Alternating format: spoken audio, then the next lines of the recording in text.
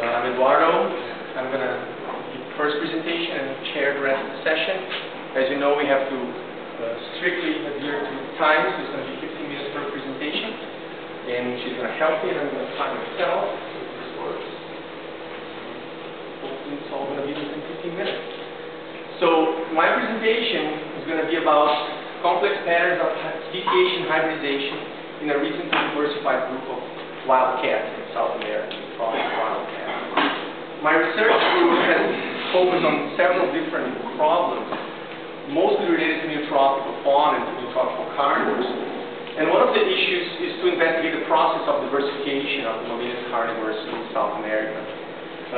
This is a diagram that I drew for a chapter published a couple of years ago, where I compared the patterns of diversification in some of the carnivore families. I won't go into the details of each of the carnivore families. The mammalian order Carnivora, the monophyletic group that's taxonomically recognized as Carnivora, that we mostly focus on. And not all families of carnivorans occur in the Neotropics. Only some of the carnivore families enter the Neotropics as it became connected to other land masses in the world. So this chart here compares data from nuclear supermatrices, so molecular phylogenies that are tiny, they're chronograms. So there's a time scale here. And I drew them to scale, so they're scaled to time. And I'm comparing the patterns of diversification in the cat family, the Felidae, the dog family, the Canidae, the otter, Grisson, and Tyra, and marten family, the Mustelid, the skunk family, and the raccoon family. And as you can see, the timing of diversification is very different. So some lineages are very old, they have diversified over a long time span. The gray bar here shows the timing of connection between North and South America, the Great American Biotic Interchange between 2.5 and 3.5 million years ago approximately, when the Isthmus of Panama was finally completed and the two faunas interconnected, and there was an extensive exchange of faunas, mostly northern groups invading the south, but also some southern groups colonizing the north.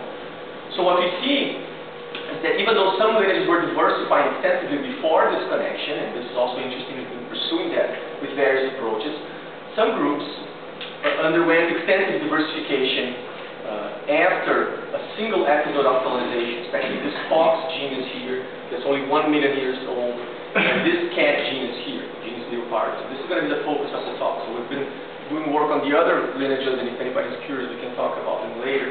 But the talk will focus exclusively on this genus here, genus Leopardus. So the idea is that these recent processes give us an opportunity to investigate recent speciation processes as well as to test species delimitation criteria for carnivores. So we have a much more complex pattern than we expected. Carnivores are supposedly a group we know well, so one doesn't expect to find new species very easily, or species that are not clearly delimited. But once you go in depth in the study of one of these groups, you find that things are much more complicated than we expected. So we're taking this as a research program in terms of investigating these processes using these recently diversified lineages as a system. So if you look at the cat family, you see three independent invasions of South America. One is the puma group, so the puma and the jaguarundi are sister species that both invaded the Neotropics. You see the jaguar here, and the dotted lines indicate other species that are non-neotropical. I'm not drawing the non-neotropical lineages here. So the jaguar is closely related to the tiger, the lion, connected to species from other land masses. It invaded South America separately. We've been doing extensive work on the jaguar, and putting in a plug for a lightning talk by my grad student Enrique, who's there. We'll talk about the jaguar genome project that we're doing on Monday. But today, my focus is this genus, and particularly three species within this genus. So I've color-coded them so it's easier to follow. So of the 7 species that we thought existed, 3 have been the focus of various studies by our group. One is the pampas cat, coded in green here. It's a little deeper. This is when it diverged from the others.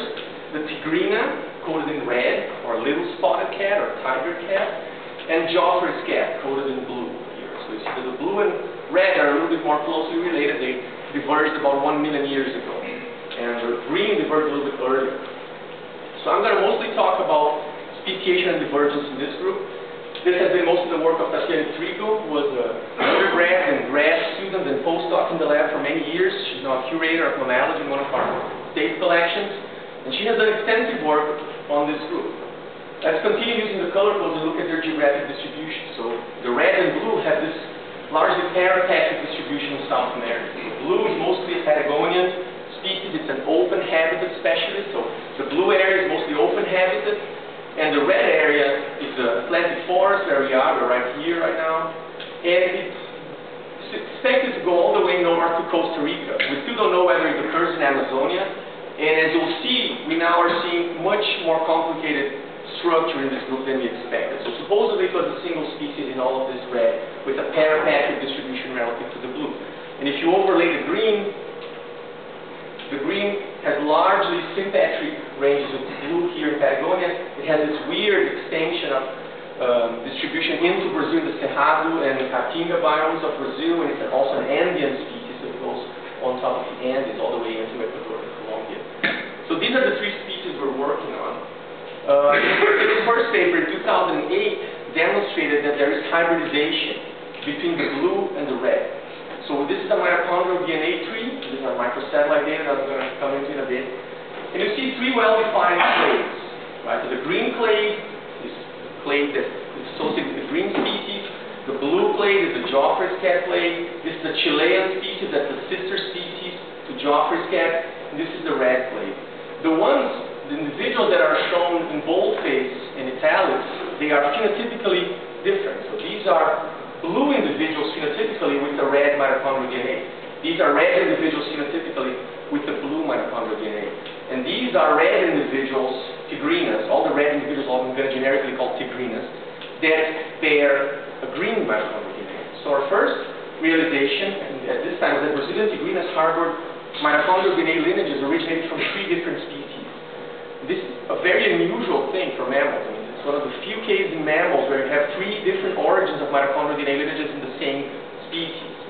So that was one of the interesting observations. That was the focus of this paper. We also did microsatellites focusing on the green and blue, and they were supposed, of course, this is a structure plot where each individual is a vertical line, and the median assignment is the dot. So you're supposed to see individuals close to 1, which are the ones assigned to blue, and close to 0, which are the ones assigned to red. But instead of that, you see a pretty smooth line, indicating extensive hybridization. Pretty much all of these individuals are from their contact zone. So I forgot to point this out. This is where we live, this is our basis, and this is exactly the contact zone between the blue and the red. And this is where most of the hybrid individuals came from. The other interesting observation was this one. This is the Costa Rica tigrina. We had a single sample. We had already published data on it in 1999 showing that it had a very divergent mitochondrial DNA, and here we show it again. So it's been an intriguing fact, but we have very poor sampling of the region, so just bear this in mind as it's going to come back later. We continue to sample, and for the first time now in this study that we published in 2013, we included tigrinas from northeastern Brazil that are going to be coded in orange from now on. We're going to continue to code the green, blue, and red, and now in orange you'll see the northeastern tigrinas, right? And now you continue to use mitochondrial DNA, we extended it to X-linked and Y-linked introns, and continue to use autosomal microsatellites. This is a figure from that paper, and that illustrates the complexity of the pattern. So this is a haplotype network for mitochondrial DNA. You see the clades pretty well defined groups. So 21 steps here, 28 steps here. This is the blue clade, this is the red clade. You see the swaps. So the red areas in the blue clade are phenotypically red individuals in the blue clade, and vice versa. So you see reciprocal swaps, so that implicates male and female contribution from both species in both directions.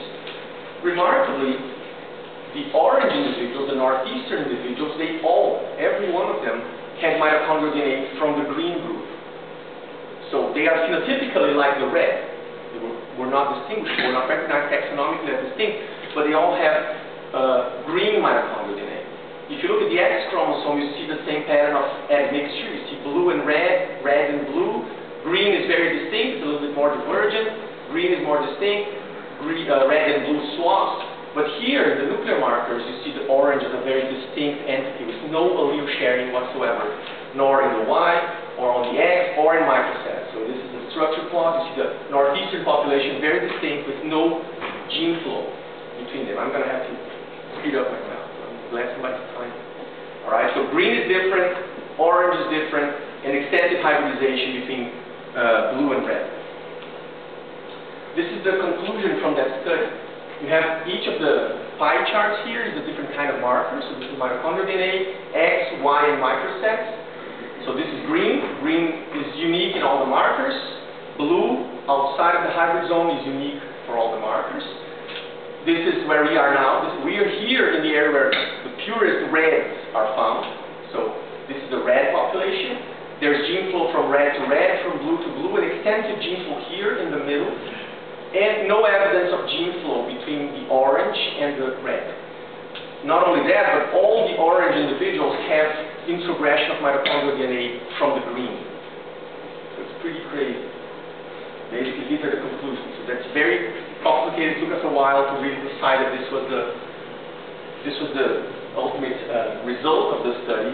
We then recognized two different species, basically because there's no evidence of gene flow between the tigrinas from northeastern Brazil and from southeastern and southern Brazil. We separated them into two species. This species, gutulus, was not previously recognized. It had been described in the 19th century, but nobody was really using it. So we revalidated it and published what is now accepted by IUCN and by specialist groups in terms of recognizing the northeastern tigrina as a separate species that needs its own conservation assessment, for example. We continue to work on the hybrid zone. I'm just going to show you some figures on the hybrid zone. We looked at microsatellites in more detail. The parental individuals, which are outside of the hybrid zone, are in darker shade, in red and blue, and the hybrids are in the middle. We can just look at this multivariate plot, just showing that the hybrids are intermediate in their phenotype and genotype in some ways. This is the location. So here the purest, in terms of genetic assignment, the purest reds, the purest blues, and the greens here. This is a different color coding. The greens are the hybrids in this case. The hybrids are restricted to this area of 160 kilometers wide in the center. The Atlantic forest occurs here in this shaded area, and the pampas grassland is here. So we're right at the ecotone between Atlantic forest and pampas. So my 12 minutes are up. I'm sorry, but I'm going to have to use a little bit of question time. I'll give you all of it. Hope not. Morphological analyses. We compared external measurements at the hybrid zone. There was extensive overlap, again, blue and red, and the hybrids, genetically assigned hybrids are in green. Sexual dimorphism was a problem, so we separated only males for which we had a larger sample size. So this is only pure males. This is a PCA where we show red and blue separate completely. The blue is larger, and the red is smaller. So they're formed two polygons that are quite distinct. But then when you put back the hybrids, genetically assigned hybrids, they basically seem to fall within the polygon of the red or the blue. They don't seem to be intermediate morphologically as much as we thought. We continue to compare, these are specimens ranked by their Q value and by their PC1. So this is genetically assigned and morphologically assigned. We see clines. The clines are similar. This is a correlation between the morphological and genetic line, and it's fairly significant and very strong. And the D and E plots here, this is all published, so you guys can take a look in more detail at the paper. But these are, in D and E, we plotted the distance from the epicenter of the hybrid zone. And basically, this is similar climb. This is a geographic climb, from red to blue with the hybrid in the middle. The only difference that there seems to exist is that for the genetic assignment, the hybrids are all over the place, whereas for the morphological assignment, they seem to be clustered with the red or with the blue. We interpret that as evidence for natural selection favoring the red phenotype and favoring the blue phenotype in the face of extensive gene flow. So there's extensive gene flow. If you look at microsatellites, they are completely admixed. Like 40% of the individuals are totally admixed. We have all kinds of combinations, not only F1s, but we have F2s, back crosses. And that's something we're trying to refine. But morphologically, they're still, in almost every case, categorizable into blue or red phenotypes. So we think there's natural selection maintaining the two ecotypes. This is the last slide, so hopefully there will be time for actually now. We're now looking at whole genome sequences and SNP array. So I'm just going to show you the initial stages of analysis of that.